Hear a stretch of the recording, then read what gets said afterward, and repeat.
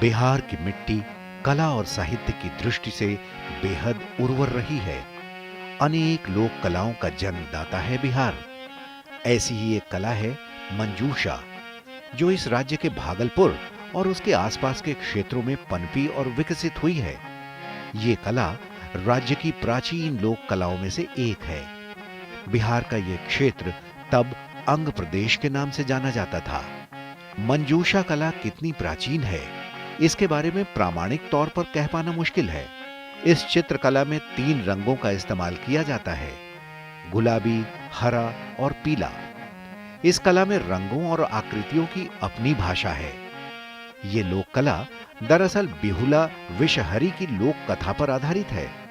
इस कथा के पात्रों को प्रतीक के रूप में चित्रित किया जाता है।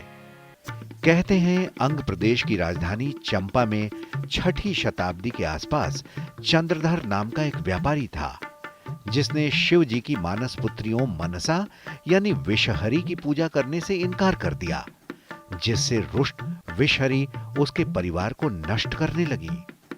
बाला लखेंद्र उस व्यापारी का पुत्र था और बिहुला बाला लखेंद्र की पत्नी। ऐसे में बाला लखेंद्र को भी मनसा बहनों के क्रोध का शिकार होना पड़ा। आखिरकार बिहुला बाला लखेंद्र को बचा लेती हैं और चंद्रधर भी बाएं हाथ से मनसा विषहरी को पूजा देने के लिए तैयार हो जाता है।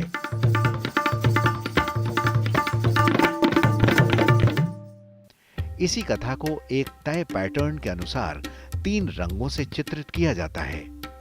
ये क्रमवार चित्रों की श्रृंखला है, जिसके जरिए पूरी कथा कही जाती है।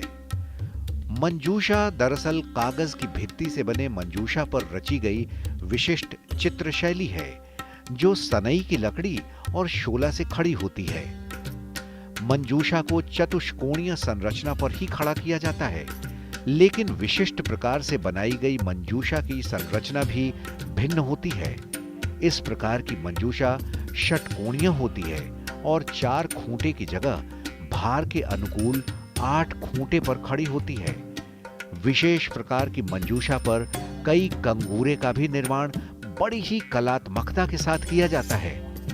इसे समाज के विशेष वर्ग माली एवं कुंभकारों द्वारा बनाया जाता था। इस कला को स्थानीय अंचल से बाहर की दुनिया को परिचित कराने का श्रेय भागलपुर के आईसीएस अधिकारी और कला मर्मज्ञ WC आर्चर को जाता है।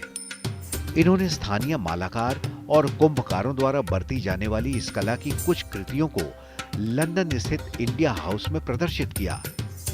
इससे दुनिया मंजूषा चित्रकला से परिचित हो पाई। कालांतर में मंजूषा का प्रारूप भी बदला।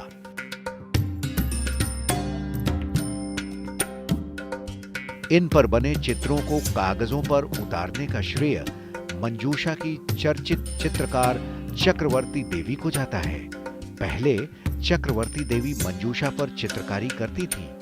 1978 में चक्रवर्ती देवी की मुलाकात स्थानीय कलाकार, डिजाइनर और साहित्यकार ज्योतिष चंद्र शर्मा से हुई, जो उनकी कला से बहुत प्रभावित हुए।